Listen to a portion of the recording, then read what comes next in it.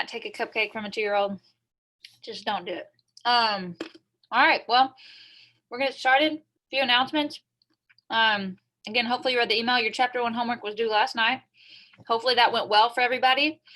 Again, if your grades are not automatically syncing to Blackboard, give it like 24 hours and it should update. But if you run into issues with that, let me know. Lab work is due Friday at midnight for everybody, your dry labs. Hopefully you guys have attempted the complex conversion problems and specific heat problems and all that, and then have used my videos that I posted as you need them. They're in the labs folder in the online classroom tab on Blackboard. I posted a few like 3 to 5 minute videos on how to solve a few of the problems to give you examples. And then I also, maybe some of you guys have seen on Blackboard in the lectures folder now, those 3 complex conversion problems from lecture this past, what's today? Tuesday. So last Thursday that we didn't get to from the end of the measurements lecture. I made videos on how to solve those complex conversion problems. And I posted those as well. They're in the lectures folder.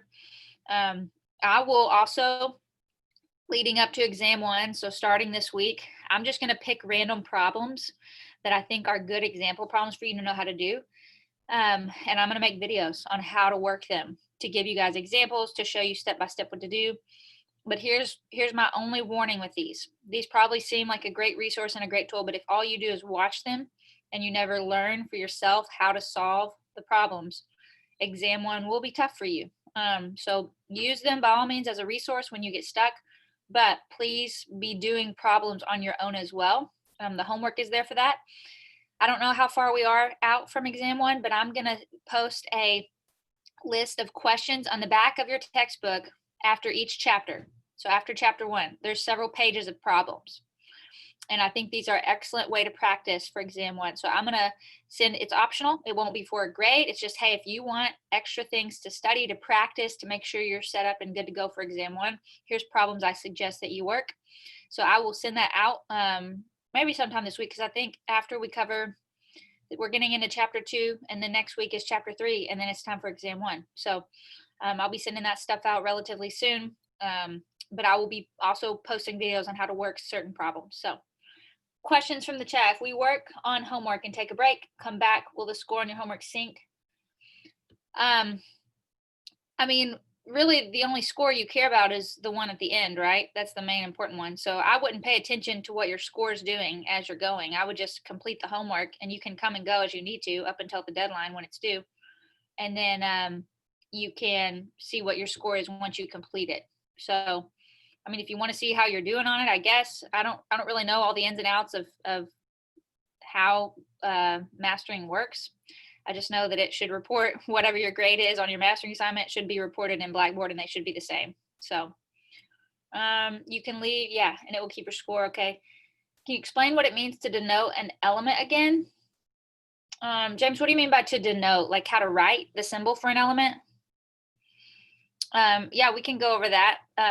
The difference between writing a symbol for an element versus a formula for a compound. Elements are just individual, they're pure substances. It's just that one individual element. So it's going to be, the symbol is just going to be exactly what it is on the periodic table. You just find that element on the periodic table, and the initial, it's either a 1-letter or a 2-letter initial, is going to be there on the periodic table.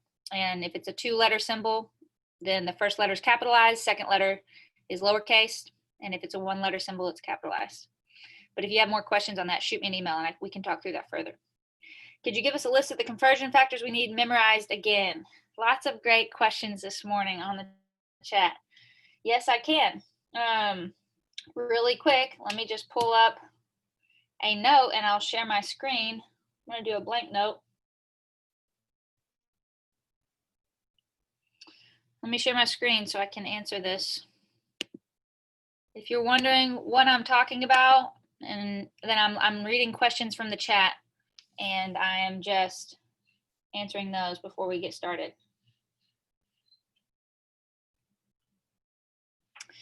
Okay, so let me pull the chat up again.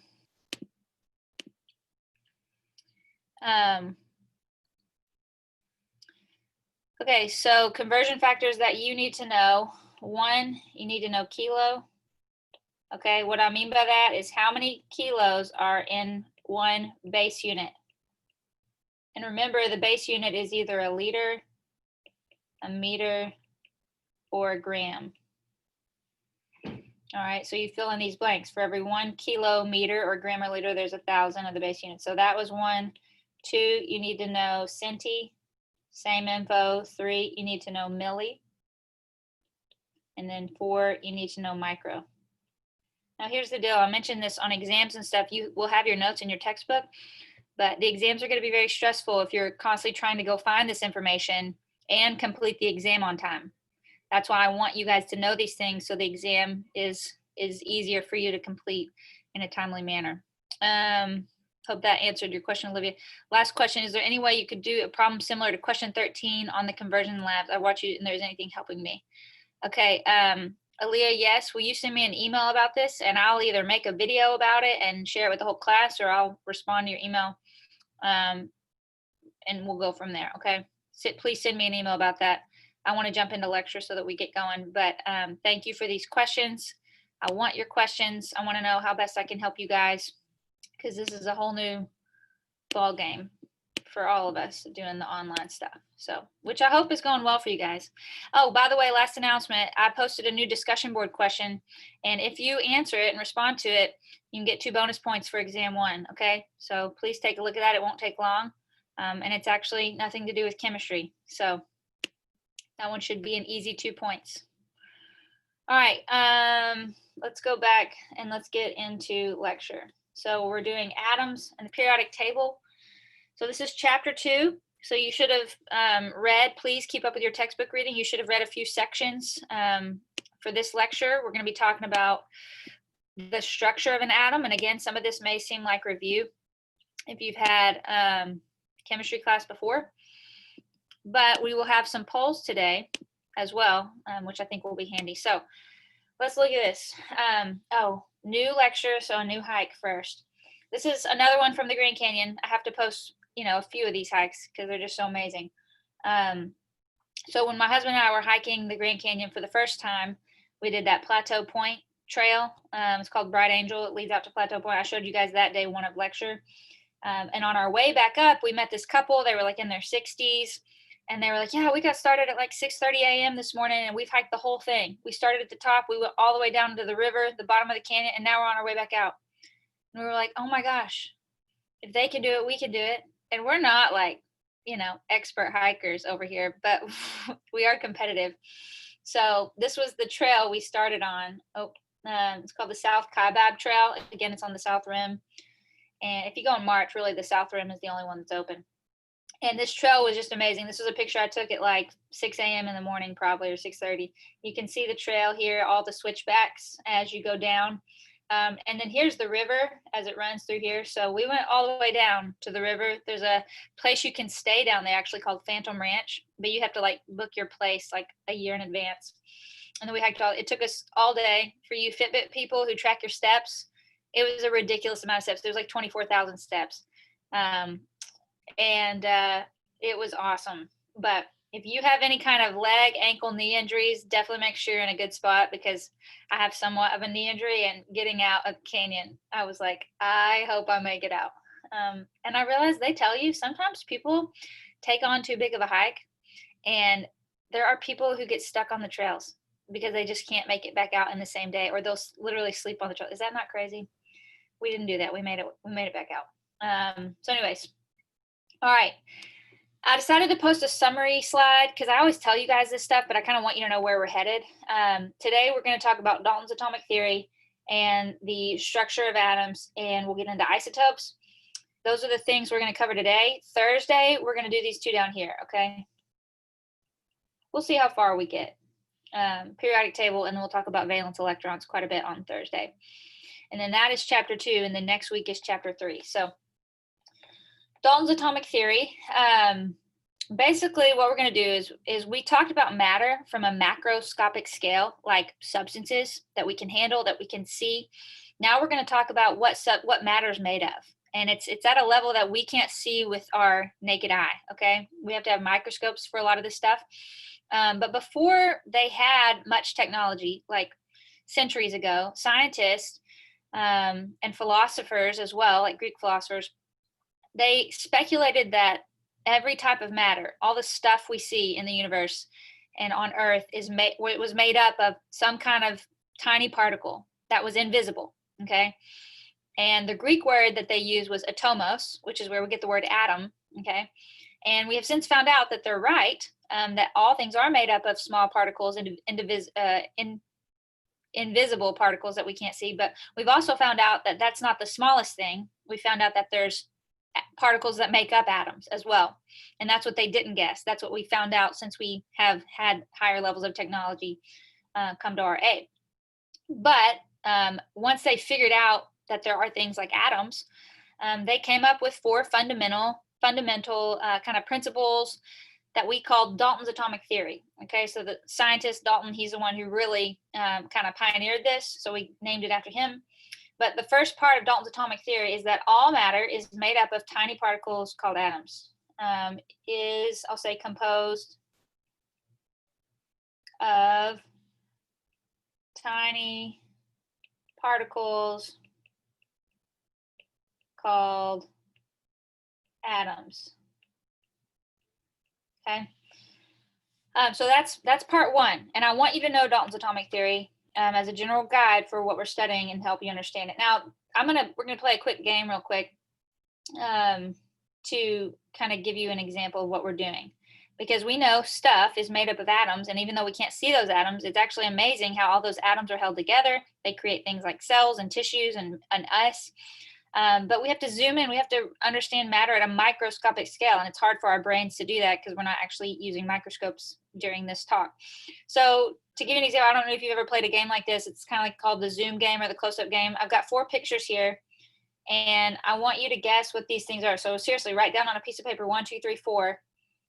You don't have the answers. I have the answers on the next slide. What are we looking at here? What is number 1? Your best guess at what it is. And these are kind of regular everyday things. I say everyday things. They're pretty normal stuff. What do you think number 2 is? Here's number 2. This is not some inconspicuous organism or sciencey thing. It's an everyday thing. Oh, somebody's typing in their answers on the chat. We've got noodles for number 1, the sun for number 2. Okay. The sun is definitely a normal everyday thing, except for today. Can't see the sun. Number 3, what do you think number 3 is? A wad of bubble gum. And then what do you think number 4 is? I'll tell you what, number 4 threw me for a loop. Write down what you think they are.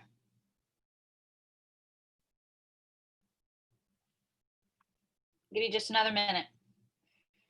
All right, hopefully you've at least, just if you don't know, just guess, okay? All right, so now we're going to look at what the actual answers are. So, a pink blanket. Well, Brendan, you got number 1 right. It was noodles. Okay, so we're looking at the end of spaghetti noodles. Number 2, who's surprised? It was a carrot slices. It definitely looked like something from outer space, but it's not. It's a carrot. Maybe that photo's been edited, tampered with. Number 3, definitely. Somebody said that. Allie, sponge. And again, make sure on Zoom that your name is your full name, so that when I do attendance, I get you accounted for. A sponge. And then who guessed chocolate? Anybody guess chocolate for number 4? That one got me. I mean, this does not look like chocolate to me, but I don't also look at chocolate that close up every day. So anyways, this is just an example of what we're doing. We're really zooming in on matter, and we're saying, hey, what's it made of? Down at a microscopic scale, really zoomed in close. So let's talk about part number 2 of Dalton's atomic theory. Number 1 was all matter is composed of tiny particles called atoms. Number 2 says that atoms of a given element differ from the atoms of all other elements. Okay, it's just a fancy way of saying atoms are different. Atoms of a given element or elements are different. Okay, and how are they different? Well, they're different because of their masses. Okay, each element is characterized by the mass of its atom. And we'll actually get into this quite a bit more when we talk about the structure of atoms in a minute. Okay, so essentially what we're saying is that atoms of the same element, any hydrogen atom, it's going to have the same mass as another hydrogen atom. The atoms of different elements have different masses, okay? So an atom of hydrogen is going to have a different mass from an atom of carbon. And the example we have here is with these two elements. If we zoom in, we've got sodium and we've got nitrogen. Okay, so sodium, we see that its mass is reported, always the mass on a periodic table is the bottom number, all right?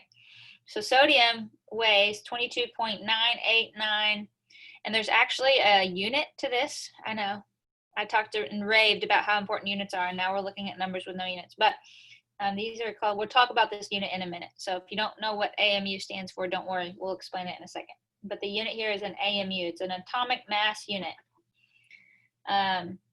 But you can see sodium is almost 23 AMUs. Nitrogen, okay, is 14. How many of you guys did I get on the quiz with the writing the formula for the compound? In the compound, I put as one of the answers, it was like CHNIO. How many of you did I get? This is not nitrogen. Ni is nickel. N is nitrogen, okay? If you don't know what I'm talking about, hopefully you took the quiz 1. Anyways, so part number 2 to Dalton's atomic theory. Atoms of the same element have the same mass. Atoms of different elements have different masses. All right, part number 3 is that compounds, okay, and we talked about day 1 of lecture how to write chemical formula for compounds. Compounds are when you have 2 or more elements joined together. Okay, we talked about water is a compound because you have hydrogen and oxygen. Methane is a compound because you have carbon and hydrogen.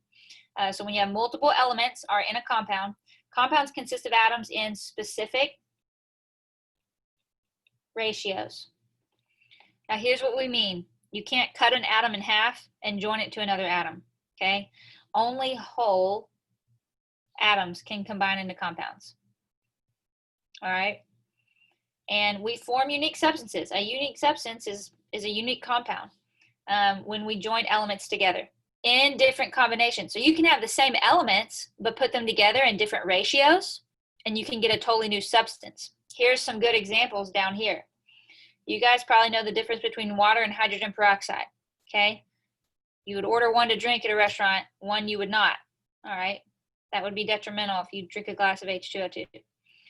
So, but look, they both have hydrogen and they both have oxygen. They're just in different ratios and they form unique compounds that way. So notice my little note there. We have poll question number 1.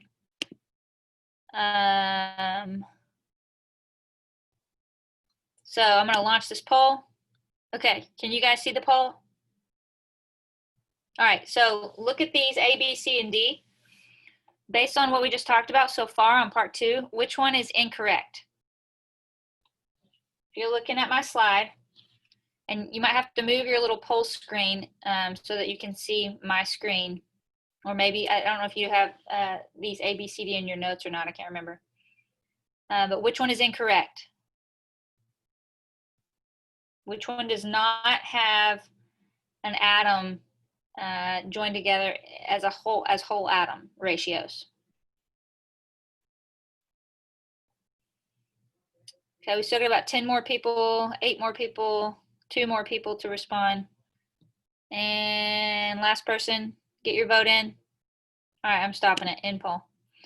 Okay, you guys guessed correct for the most part. We had one person guess B, oops. And don't worry, I can't see who you are if you guessed it wrong. I'm not gonna call you out. But B is actually okay because these numbers down here, they're whole numbers. And that indicates that we have atoms joined together as whole atoms. And that's okay according to Dalton's atomic theory. Whole atoms can combine into compounds, but what's not okay is right here. We have this 3 halves. which is saying 1.5 atoms of oxygen joined up to 2 atoms of hydrogen, and that's not okay. We can't do 1.5 atoms of oxygen. Why? Because we cannot cut atoms in half, okay? All right, moving on. Number 4, so that's 3 of the 4 parts. The last part is this: chemical reactions only change the way atoms are joined together, okay? Or I think we can say combined. Joined together or combined, I think. But they do not change the type of atom, okay? So chemical reactions change the way atoms are combined, but they don't change the type of atom. So we can't take an atom and just randomly convert it into another atom. Close this. That's what part 4 means. Now, as we look at Dalton's atomic theory, essentially what this means is that in our planet Earth, in our universe, we have a set number of atoms. And atoms can be joined together through chemical reactions. We're going to talk about a whole lot about chemical reactions when we get to chapter 5. So you don't need to know all the ins and outs of chemical reactions. But basically, we have a set number of atoms. And those things just, they break apart, they rejoin together, they make new compounds, but the same carbon atoms that were in trees and organisms thousands and thousands of years ago are the same carbon atoms that we could be composed of, or that we make stuff with today, okay? I've heard stats, I don't actually know how true this is, that, you know, our body is constantly, cells are dying off, and then our body's constantly making new cells, and that every like 7 years or so, your body is completely composed of a new set of cells. Isn't that crazy? Because atoms are recycled. And to drive this point home, you won't forget this, I promise. The same atoms in that roadkill that you pass could be the same atoms in your Subway sandwich, right? That's essentially what we're saying. Who wants to go eat a Subway sandwich? That's what we're saying. And it's true. Obviously, they don't taste the same, thank goodness. But the same carbon atoms in this guy could be the same carbon atoms in that sandwich. Okay, so just remember that the next time you pass some roadkill. If we zoom in on that sandwich, you'll see, it'll tell you. Most sandwiches will, they should at least, made from 100% recycled atoms, okay? All right, so now that we've talked about all the parts of Dalton's atomic theory, I want to review. Let's see how well we understand what we just talked about. Poll number 2. Launch the poll. Okay, there's 2 questions here. Let's just look at question number 1. Only answer question number 1 so far. It says, which statements are consistent with Dalton's atomic theory? So I'm going to pull up the slide that has all 4 parts so that you can see it, or look at this one in your notes and read these statements and tell me which ones are consistent. And I don't know if you're allowed to pick more than one answer. This is the one thing I don't know about Zoom polls yet. I can only do a multiple choice question. So if there's more than one answer and it only lets you pick one answer, let me know if you can pick more than one or not. So here's part A. Sulfur and oxygen atoms have the same mass. Is that consistent or inconsistent? All cobalt atoms are identical. Okay, is that consistent? If it is consistent, then you'll want to pick that as a correct answer. If it's not consistent, you don't want to pick it. Potassium and chloride atoms combine in a 1-to-1 ratio. Is that an okay ratio? That's what we're getting at, to form potassium chloride. Lead atoms can be converted into gold. Can you pick more than one answer? Okay, good. So there should be more than one here. You're going to want to pick all the ones that are consistent.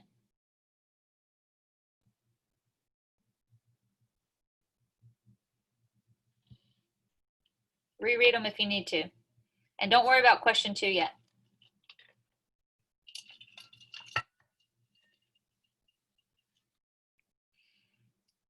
So we only have like 3 people so far that have participated.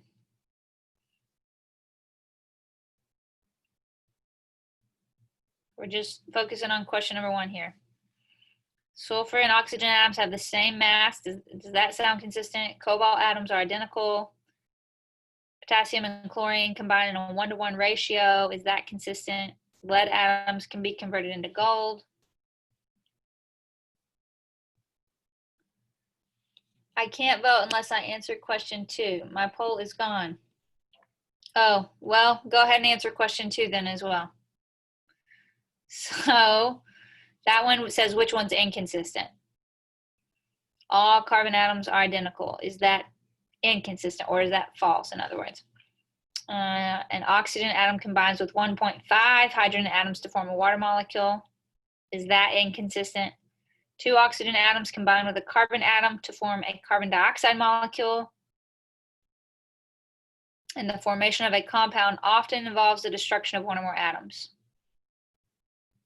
So on the first question, you're picking the ones that are consistent. Second question, the ones that are inconsistent. So I'm going to give you all a second. We still got about 12 people to respond. If you can't, if your poll went away, maybe hop off the Zoom and try to hop back on, because I have not exited out.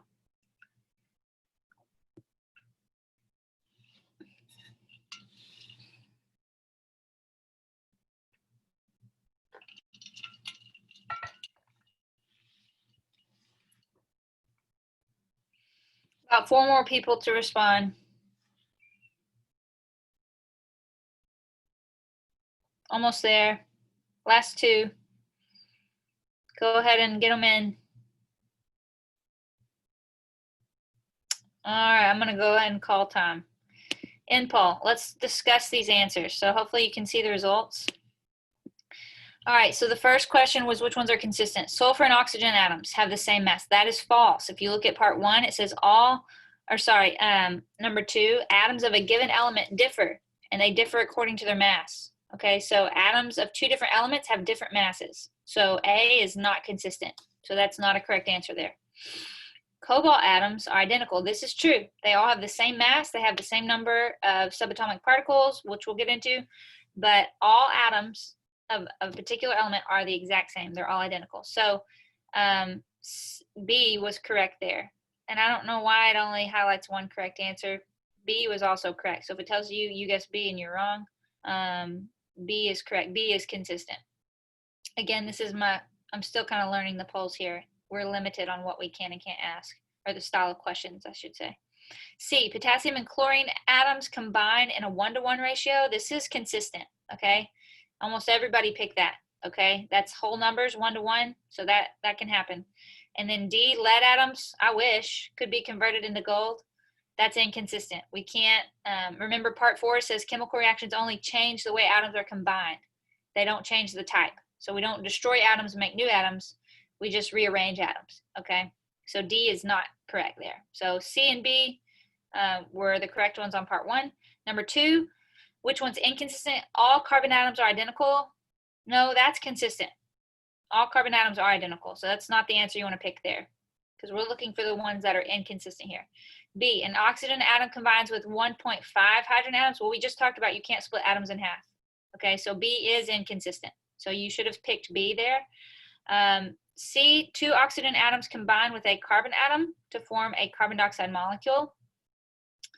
That is consistent. So we should not pick that one, because we're looking for the ones that are inconsistent. C, it is true. That one does happen.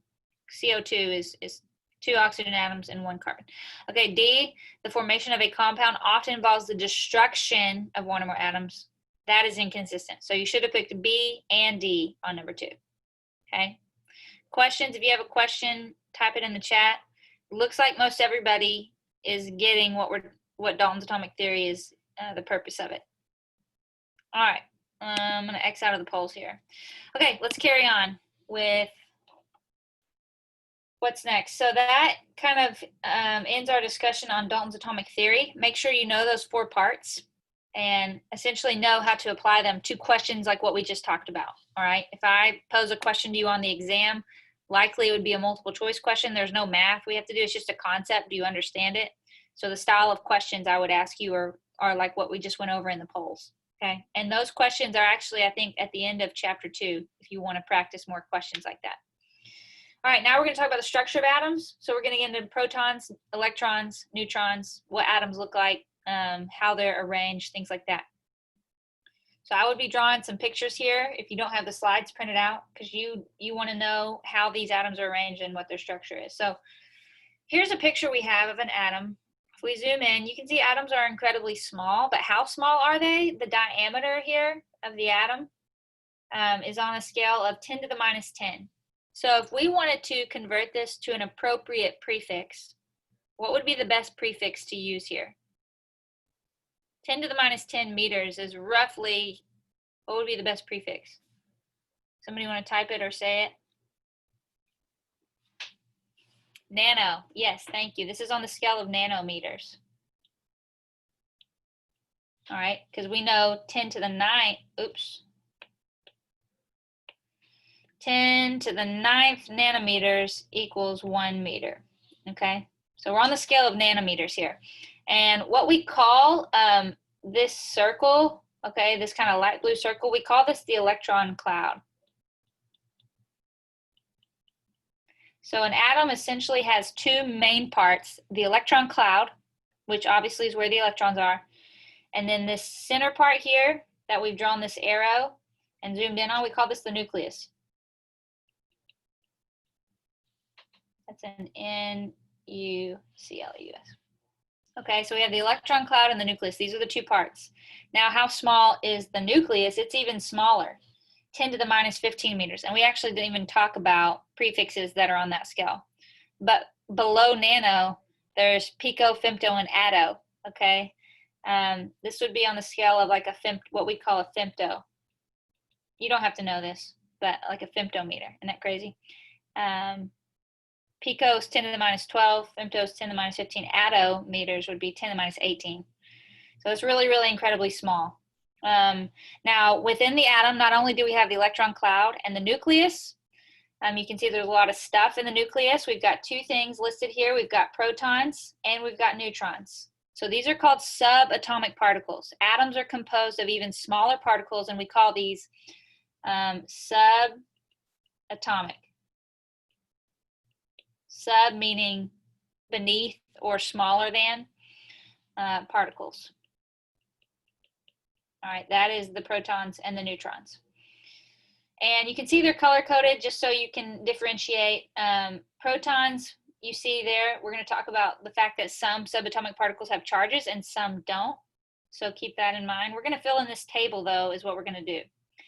So protons, neutrons, electrons, these are the names of the subatomic particles. But we like to abbreviate them. We abbreviate a lot of things in chemistry, prefixes, units, and subatomic particles here. So how do we abbreviate these? Just a P for proton, and an N for neutron, and an E. But with electrons, there's something special we add. We put a minus sign with it, okay? So always write E with a minus sign, and you'll see why in just a second. So those are the symbols. All right, I want to look at the mass of these things. So we have the mass in grams listed right here. And what do you notice about the mass of these particles? It's incredibly small, okay? One proton weighs roughly 1.673 times 10 to the minus 24 grams, okay? Now, if you look at neutrons, it's pretty similar. In fact, they don't become different until you get to the third decimal place, okay? This is 0.673, 0.675, but they're both, it's about the same. So one neutron weighs about the same as a proton. That's the point I want to make here. But look at electrons. Electrons are different. They're times 10 to the minus 28, all right? I don't know if you cannot see now because I circled it. So these are way smaller, and that's smaller by about 1,000. Their mass is about 1,000 times smaller, okay, 4 decimal places. So because these are ridiculous numbers, we're not going to talk about their mass in grams. Okay, that would be really, really inefficient. And so because they're ridiculously small numbers, scientists came up with their own unit for the mass of these subatomic particles. And the unit is called an atomic mass unit. All right, I'm going to write that out. AMU stands for atomic mass unit. And essentially, to make things easy, we said in AMUs, because we can define the size of an AMU, we said a proton is going to weigh 1 AMU. Let's just keep it simple. A proton weighs 1 AMU, and because a neutron in grams weighs about the same, we're going to say, okay, it weighs about the same in AMUs as well, to keep the ratios consistent. And because electrons are 1,000 times smaller mass-wise, we say we don't care about their mass. They essentially weigh nothing. Okay. Now, what about the charge? You can see from this figure up here, protons have a positive charge. Excuse me. Neutrons have no charge. Okay, they don't have charge. And electrons, remember we put the minus sign with our symbol for electrons. That's because they have a negative charge. Now, you need to know the symbol. You need to know its mass in AMUs. And you need to know the charge of these things. Do not worry with memorizing the charge of these particles in grams or subatomic particles. All right, but not only do I want you to know their symbol and their mass and AMUs and their charge, I want you to know, more importantly, what their role is. What do these things do? Why are they a part of an atom? Okay. Now, before we talk about the role, I need to explain a little bit more what's going on. So I'm gonna zoom in on this picture here. I'm gonna erase a little bit. If we're talking about the electron cloud, obviously this is where the electrons are. Electrons are always moving, okay? So if we have electrons in the electrons cloud, they're always moving. They're flying about the cloud, okay? They never stop moving. They're high energy. They don't weigh anything. They're always moving. Now, if electrons are negatively charged and protons are positively charged, that means they're attracted to one another, right? And we know protons are over here in the nucleus. So this nucleus right here is positively charged because every atom has at least one proton. There are no atoms, there's no elements with 0 protons, okay? To be an atom, to be an element, you have to have at least one proton. Hydrogen is the smallest atom we know of, and it has 1 proton in its nucleus. And you can look at the periodic table as it goes from there. So we've got a positively charged nucleus, because remember, neutrons don't carry a charge. So there's just a positive magnitude of positive charge in the nucleus, and we have negative charge zooming around about the nucleus. Now, at all times, there is attraction here. I'm going to kind of draw a dotted double arrow to show that there's attraction between the electrons and the protons. But what keeps the electrons from just falling down into the nucleus and binding with or attaching to the protons is their momentum. They're always moving. Their amount of energy keeps them in motion. And what keeps them from, they don't fly off, they don't go flying off, okay, because of this attraction.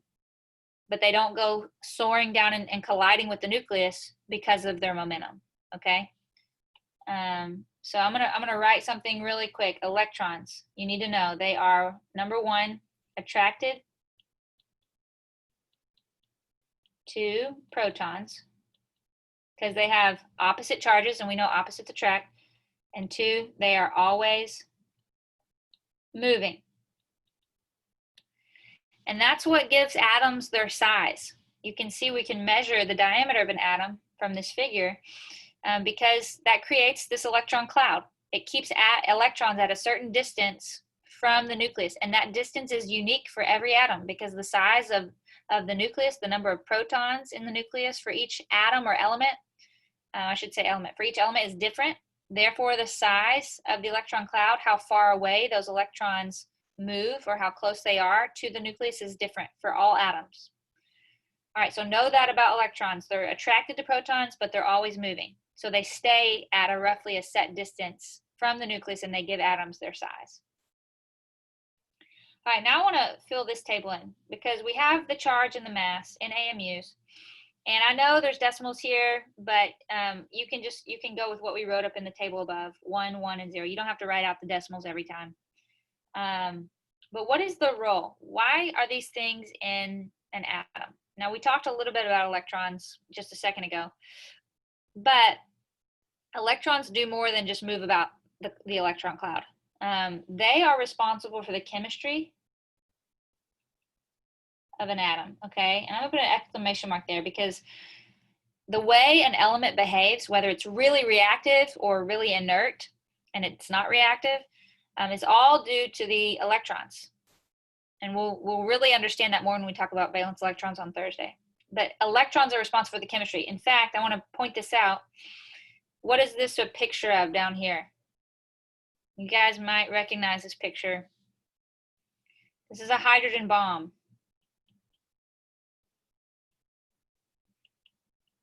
And you know what's responsible for giving off an explosion of that magnitude? Electrons.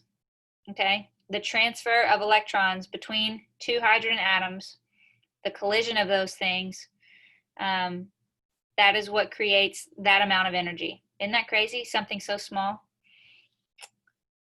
Okay, and then they also, electrons, they balance the number of protons.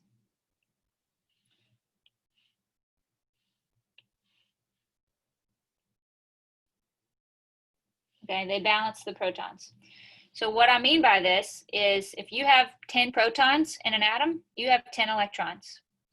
In a neutral atom in its elemental form, you have the same number of electrons as you do protons. All right, let's talk about protons. What's their role? They identify the atom. So I'm going to abbreviate ID. They are responsible for the identity of an element.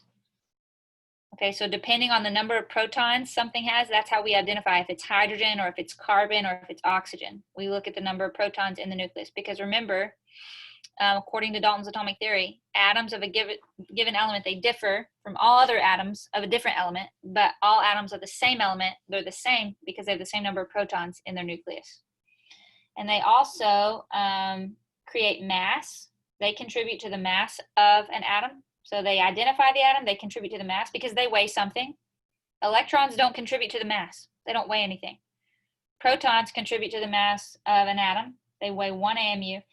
And they balance the electrons. Remember, if you have 20 electrons in an atom, you're going to have 20 protons. The number of protons and electrons are the same. All right, what do neutrons do? Neutrons are unique because remember, they don't have any charge, but they do have an important role. They contribute, one, to the mass of the atom. They help make up the mass because they also weigh something. Protons and neutrons weigh the same amount in AMUs. And they are also what we call the nuclear glue. You might be wondering this, but let's say we have an element with 40 protons. You could go look at the periodic table and figure out what element I'm talking about. But let's say we have an element with 40 protons. Well, we know they're all packed within the nucleus, right? If this is our nucleus,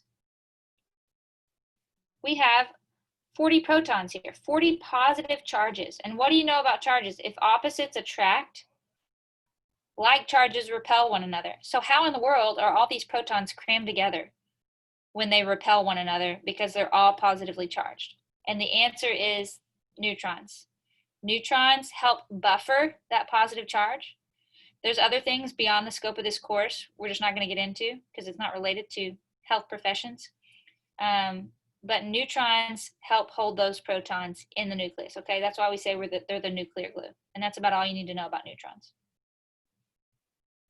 All right. So I definitely want you to know how the atom is arranged. If I ask you to draw a diagram of an atom, a simple one, you could tell me here's the nucleus, here's the electrons, okay?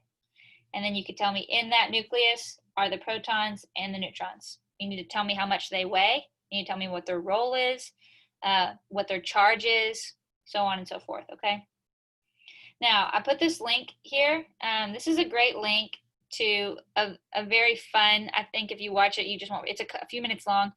We're not going to watch it today, but I encourage you to go watch it on your own time. It's just, there's an old TV show, and they explain how an atom is designed and how an atom is organized and arranged. So everything we just talked about, but in a very, it's a fun analogy.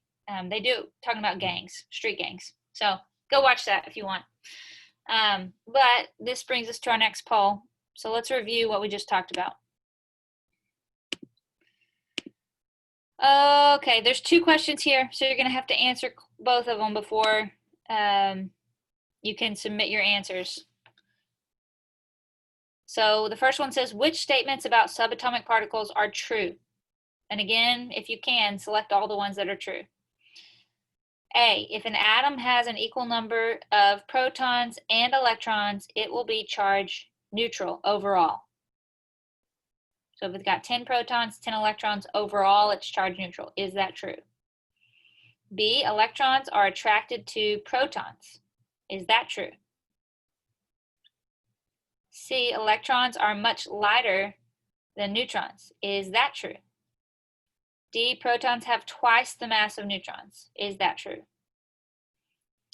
Question number 2, which statements about subatomic particles are false? Protons and electrons have charges of the same magnitude. We're talking about their charges here, but opposite sign. And we're talking about protons and electrons. What are their charges? Same magnitude, meaning number-wise, but opposite in sign. Is that true or false? That are false here. Protons have about the same mass as neutrons. Is that false? Some atoms don't have any protons. Is that true or is that false? D, protons and neutrons have charges of the same magnitude but opposite signs.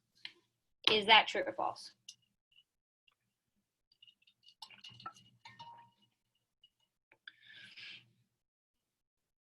Give y'all just a minute. We're about halfway there. You can only pick one for 2. Okay, well then do the best you can. We'll talk about the answers.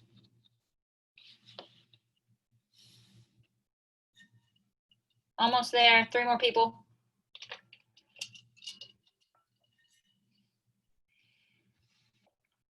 Okay, 100% voted. End poll. All right, let's get question number 1. We're looking for the ones that are true. An atom if it has equal number of protons and electrons, it's charge neutral. That's absolutely true. 10 positive charges and 10 negative charges, essentially we say they cancel out, and that will leave you with a neutral charged atom. Okay, charge neutral, meaning overall it's not positive, overall it's not negative. Now, if there's unequal amounts, meaning you have more protons or more electrons, then we're going to talk about atoms that have charges, but that's not till chapter 3. All right, B, electrons are attracted to protons. Definitely true. So A and B here are both true. Negative on electrons, positive on protons, opposites attract. C, electrons are much lighter than neutrons. This is also true, okay? We said there's a difference if you look at their number, mass in grams on that table. It was different by 4 decimal places. So electrons are much, much lighter, which is why we say there's 0 AMUs compared to neutrons. Okay, protons have twice the mass of neutrons. That's false. That one's not true. So you should not have picked D, okay? Protons and neutrons have the same mass. They're both 1 AMU. All right, number 2, which statements about subatomic particles are false? Protons and electrons have charges of the same magnitude. That is true. Both 1, but opposite sign. That is true. A proton is a positive 1, and an electron is a negative 1. Okay, so A is true, so you don't want to pick A here because we're looking for the ones that are false. Protons have about the same mass as neutrons. This is true, so again, you don't want to pick B because we're looking for the ones that are false. C, some atoms don't have any protons. That's false. All atoms have protons. The smallest we get is a hydrogen atom, and it has 1 proton. We don't have an atom if we don't have a proton. We can't have an atom composed of only neutrons and electrons. All right, protons and neutrons have charges of the same magnitude but opposite sign. Neutrons don't have a charge. They don't have a charge, no charge, so that one's false. So the correct answers on number 2 are C and D. Questions there? All right, so these are what I call concept questions. I want to make sure you understand subatomic particles, okay? So definitely be comfortable with questions like this for the exam. All right, I'm going to exit out of this. Okay, let's continue on. We're done with 2 of our 3 things now. Now we're going to talk about isotopes in the remaining time we have left, and we'll see how far we get. So first off, why should we care about isotopes? Well, if you're going to be a health professional, then you should definitely care about the next 2 things that I talk about. Number 1, energy. All things we do, technology that we use, we know medicine and technology are becoming ever more entwined. research and technology ever more entwined, and we don't have technology without energy. Okay, we have to have energy. So isotopes are used to create energy. Nuclear fusion, okay, now nuclear energy is a subject of hot debate, but nuclear fusion of hydrogen isotopes, so what we see here, they produce large quantities of energy. We actually looked at the hydrogen bomb, a picture of it just a second ago, and you're looking at what happens from the molecular standpoint. What are the molecules? What are the atoms doing? If we have, this is an isotope of hydrogen. Okay, this number right here denotes the mass of that hydrogen. Now hydrogen, if you look at the periodic table, hydrogen has 1 proton. Okay, well we see the mass number here is 2. If we have 1 proton, you would think the mass would just be 1, but we don't just have 1 proton. In the nucleus, we have 1 proton and 1 neutron. And this is a hydrogen isotope. Okay, a regular atom of hydrogen just has 1 proton, 0 neutrons. Okay, that's a regular atom of hydrogen. But this is an isotope because we have 1 neutron in the nucleus. Okay, here's another isotope of hydrogen. We have 1 proton, but we can see the mass number is 3. So there's three subatomic particles here, which must mean that we have 2 neutrons.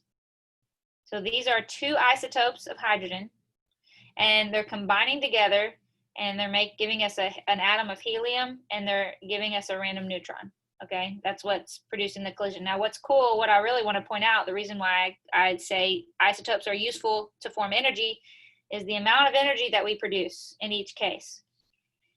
And EV stands for an electron volt. You don't have to know this unit, but what does the M stand for? We actually looked at capital, this is a prefix. Anybody remember what capital M is? It's not one you have to memorize. Mega, okay, so this is a mega electron volt. All right, so this is a lot of energy.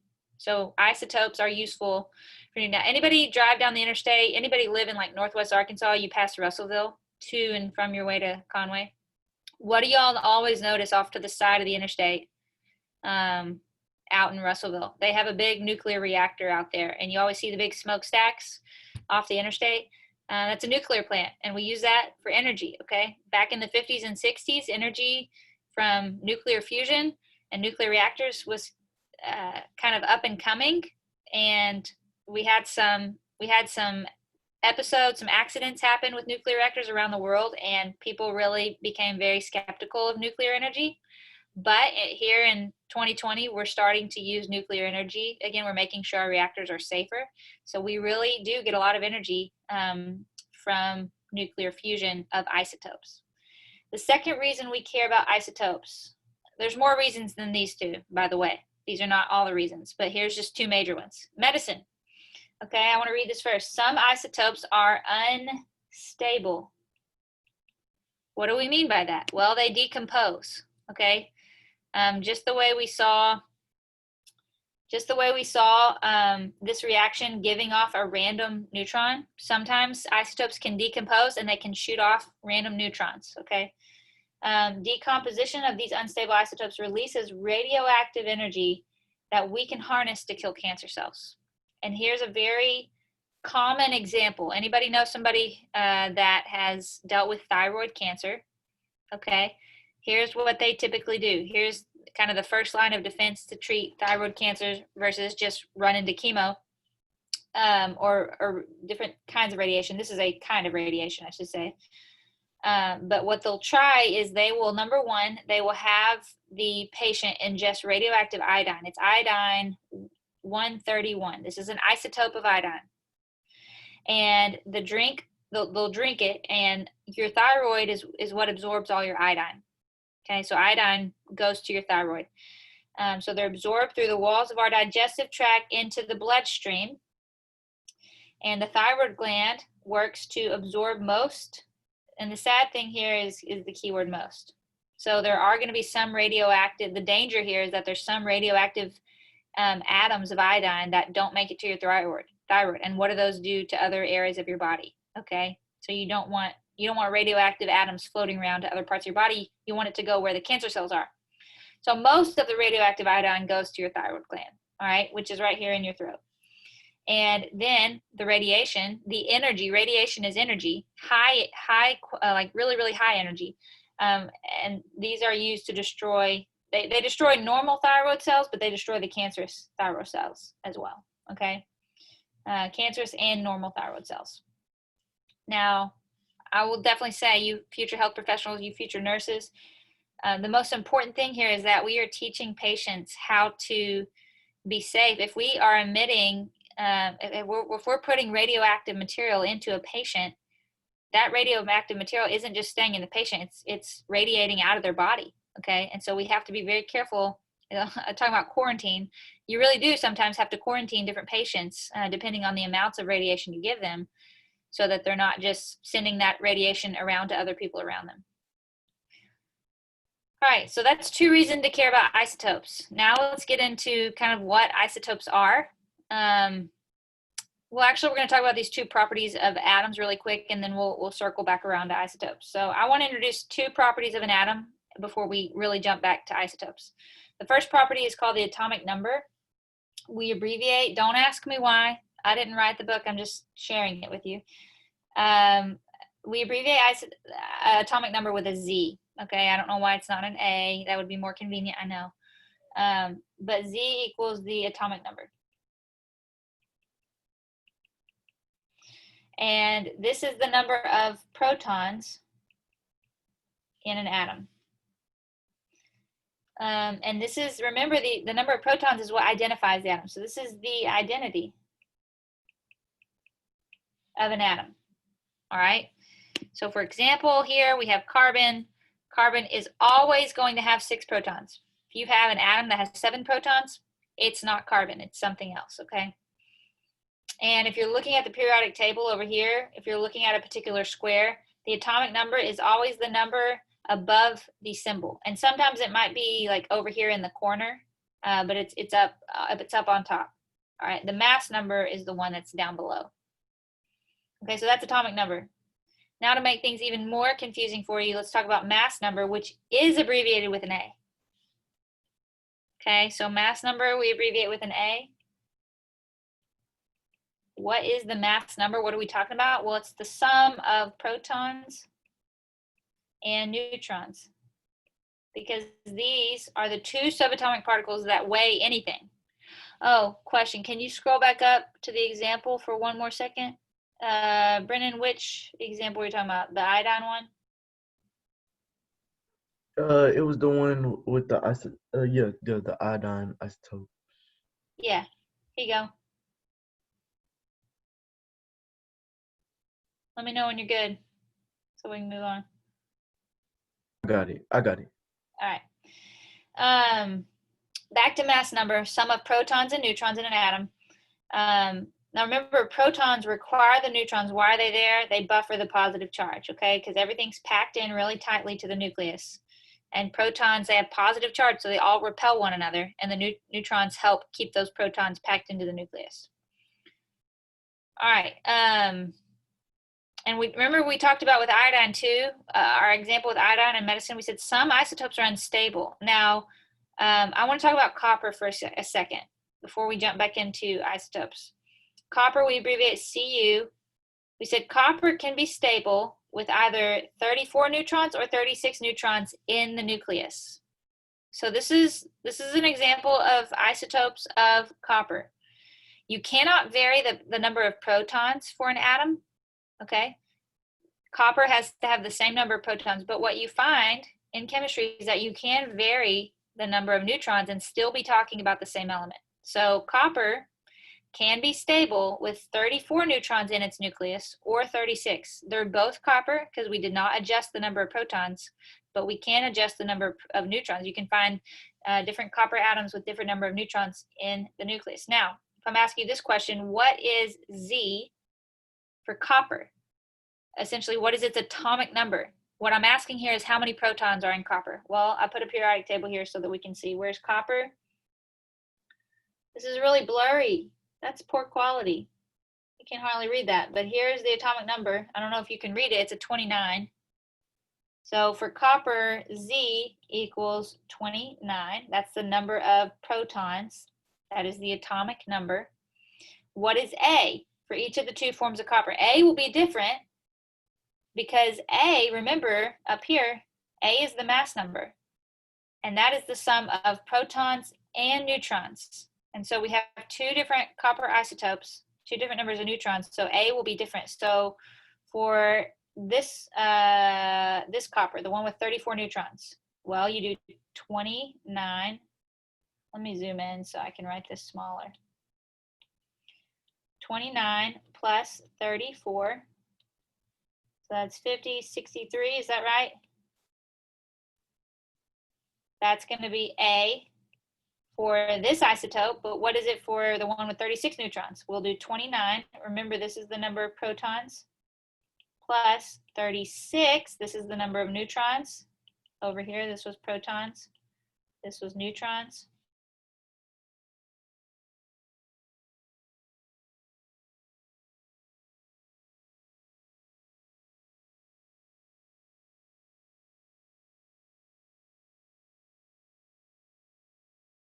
Different isotopes. And so that's what an isotope. My internet connection is unstable. Can everybody still see and hear me? Okay. I just got a little thing on my screen that said my internet was unstable. So that's what an isotope is. It is atoms of the same element with varying number of, and I'm going to abbreviate, neutrons. That is what an isotope is. Atoms of the same element with a varying number of neutrons. That's exactly what we just saw with copper. Now both were copper because they have the same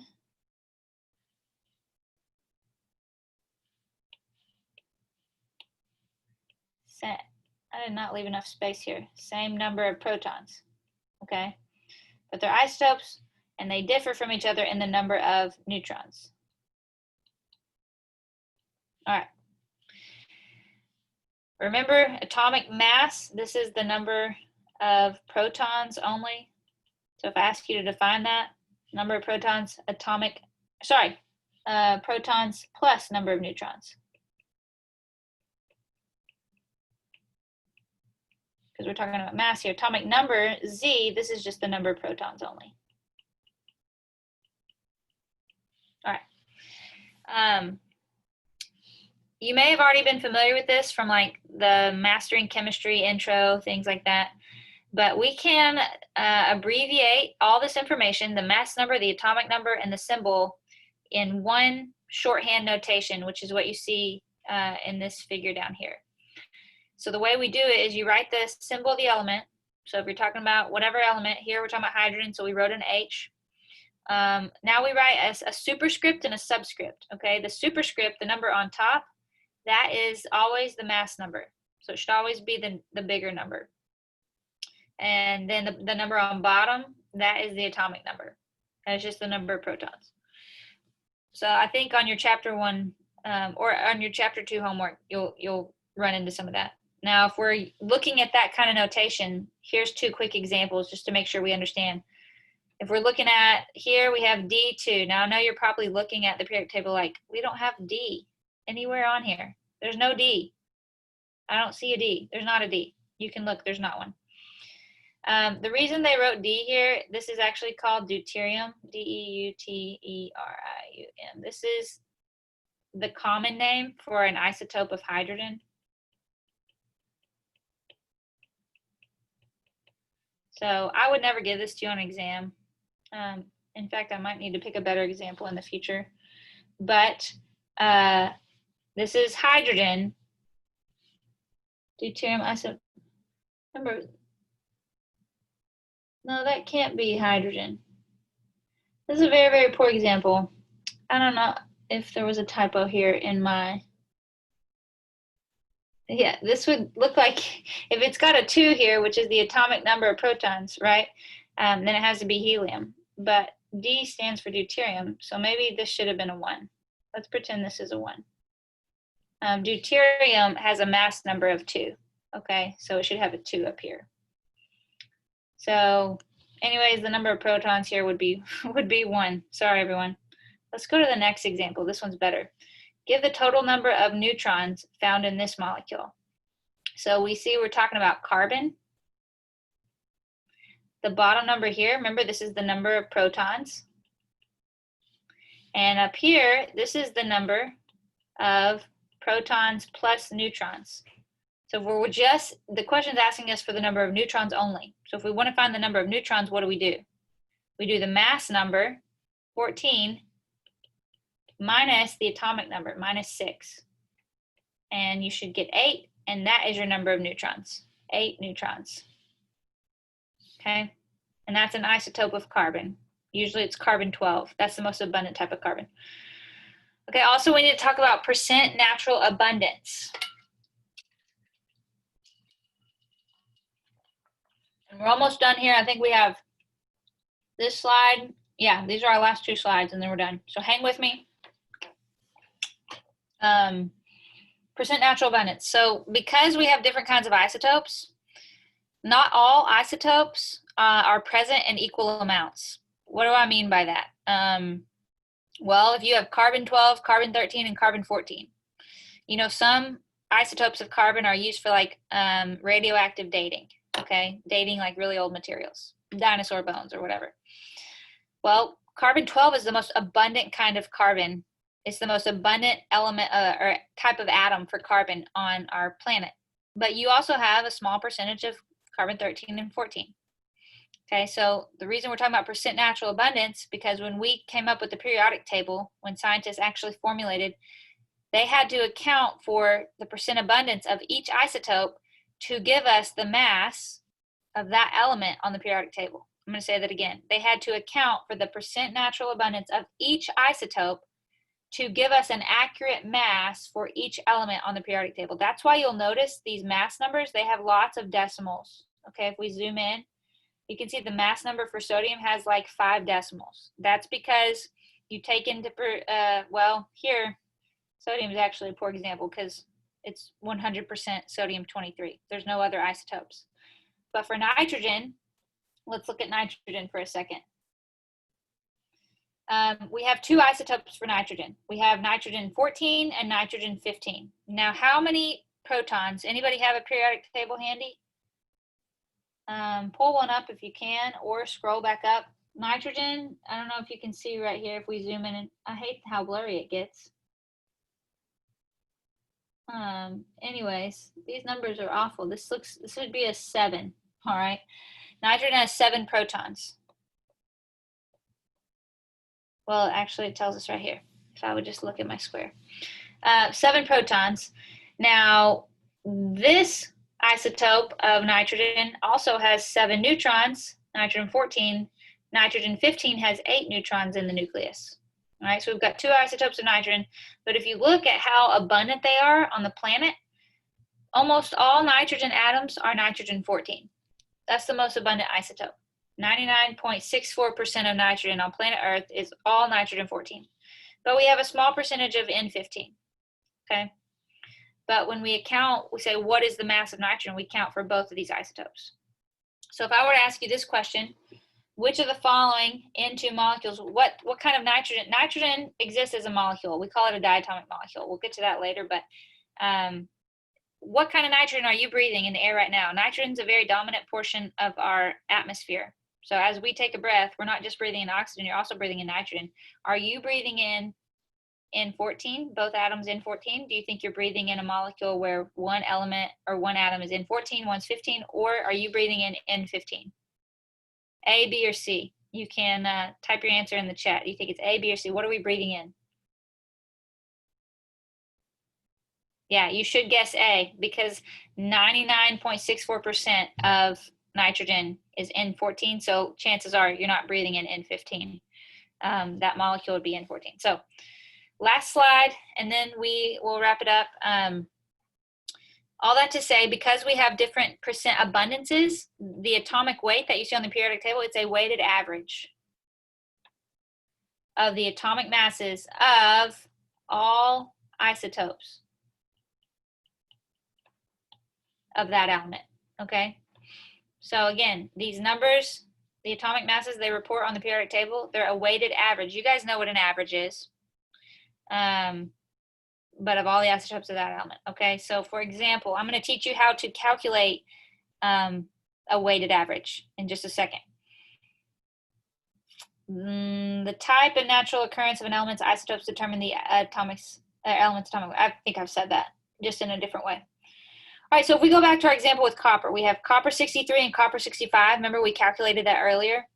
Well, in AMUs, if we're taking into account the mass, okay, of these things, remember that the mass of a proton and a neutron in AMUs actually has some decimals with it. It's not just one, it was like 1.007 or 1.009. So if we add those up and we're being really accurate, we see that the mass in AMUs of copper 63 is actually 62.9396 AMUs. And for copper 65, this is a different isotope, the AMU mass is 64.928 AMUs. Well, if we went out into all the planet, we got all the copper atoms, we might find that, or we would find 69.2% of copper is copper 63, while only 30.8% of copper is copper 65. So which one's more abundant? Copper 63 or copper 65? Which one's more abundant? Copper 63 is more abundant. So how are we going to calculate the atomic weight here? What they do is they take the percentage of each of these isotopes, they turn it to a decimal. So if we're going to do that really quick, oops, I need my eraser. I want to turn these percentages into a decimal. And you do that by dividing by 100. Okay, and when you do that, you have 0.692 and you have 0.308. That's the percent just written as a decimal.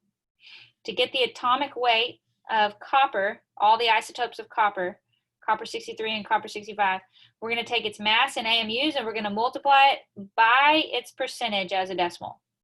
We're going to take its mass in AMUs and we're going to multiply it by its percentage as a decimal. So let's write that out. We'll do 62.9396 AMU.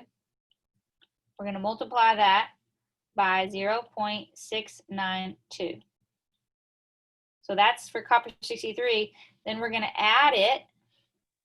We're going to do the same thing for copper 65 and we'll add it all together. We're going to do 64, the mass in AMUs, 0.928 AMUs. I'm running out of room. This is going to seem confusing. I'm going to write it down below. So I'm going to say plus 64.928 AMUs. We're going to multiply it by its percentage as a decimal, 0.308, okay?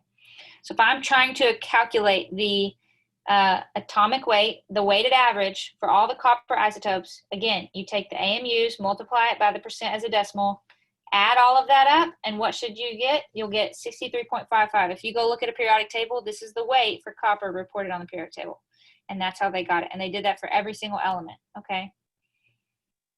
All right, that's all we're going to get through today.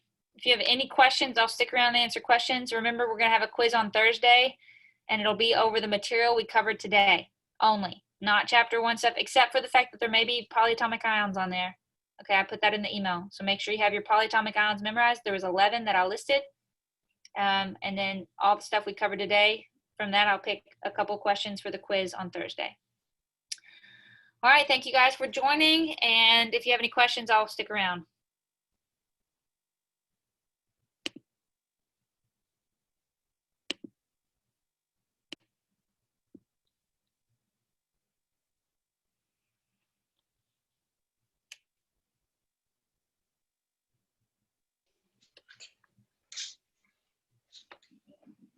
Well, I still have my question about denoting elements. There were some questions on the homework that kind of confused me when they were talking about it. So can you go over that? Yeah. So I have some white space here. I'll just use this. Denoting elements. So I don't exactly know. Do you remember what the question was? Like, you want to look at an exact question from the homework? I don't remember what it was, but it said something like, which of the following symbols does not denote an element or something like that. Okay, so it might have been like this. If we're denoting sodium, sorry, let me pull it. Oh, you can't see my screen, can you? Let me share screen again.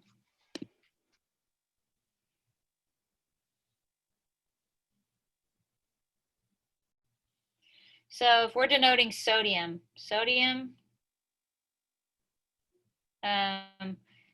has an N and then it's got a second letter, which is an A, and that A should be lowercase. If they gave you this option, NA, this does not denote an element, okay? Or if it was lowercase NA, that does not denote an element, okay? Or if it was lowercase n capital A, that does not denote an element.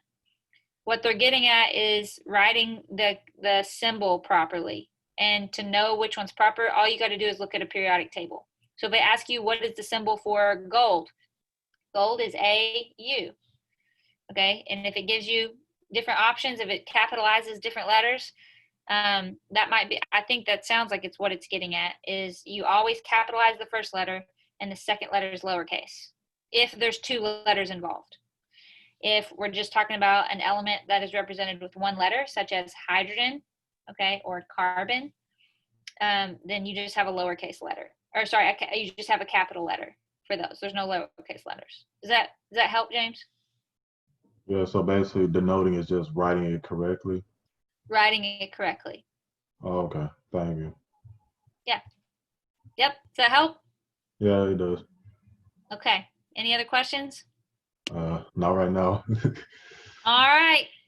Well, you take care. I think I saw you walking across campus the other day or yesterday. My husband and I, we went over to the walking trail that goes over Dave Ward, Oh, and we were okay. driving back, and I was like, "Hey, I recognize the guy." It was back behind the Bear Hall right there. Yeah, Yeah. Do you live in Bear? I live in Barrett. Oh, Bearden. Okay. Yeah. I think it's right by the Student Health Center, right? Yeah. Yeah. Cool. I think it was you. Okay. Anyways, all right. Well, you take care, James. All right, you too. See ya.